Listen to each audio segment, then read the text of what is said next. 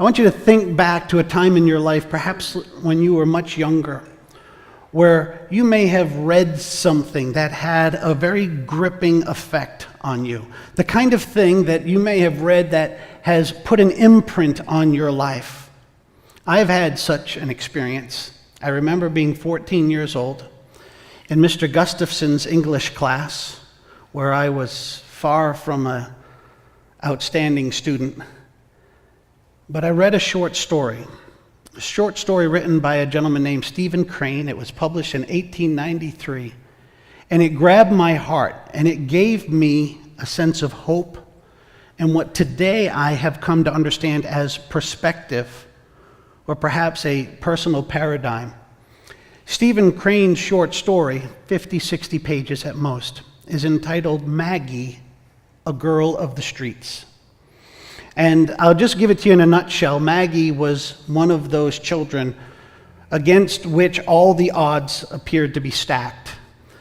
One in whom life had started very, very difficult. And one in whom the most beautiful work rose up and shone through. And I found in this short story hope, and frankly, a parallel that I found to be quite powerful and personal. One who could come up through the muck and the mire of life and still be seen and see oneself as having the blessing of grace in its various forms applied to them. I related to this Maggie. And there is a line in the story that to this day is one of my favorite from all of literature. And it's a simple one, really. It was the description of Maggie. She was referred to as Maggie, a blossom in a mud puddle. And I ask you, not only have you perhaps ever read something that gripped you, but have you ever come in contact with a blossom in a mud puddle? I say to you today, if you are a Christian, you are a blossom in a mud puddle. I am a blossom in a mud puddle. Well, why do I tell you that? I tell you that because today we go into a part of God's Word where I pray you will better understand and see yourself in the most majestic, divine blossom in a mud puddle.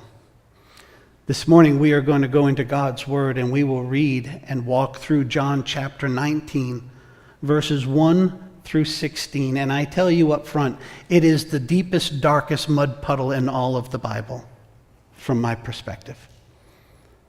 You see, in verse 1, we will begin with Jesus being flogged. And in verse 16, we will end with Jesus being given over for crucifixion.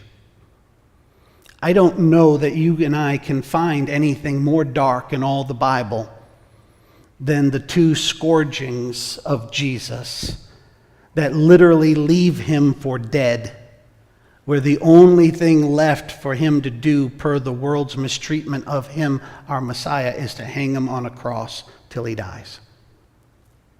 This is where we are going this morning. And at the same time, I say to you, do not get distracted by the mud and keep your eyes on the blossom, which is our King.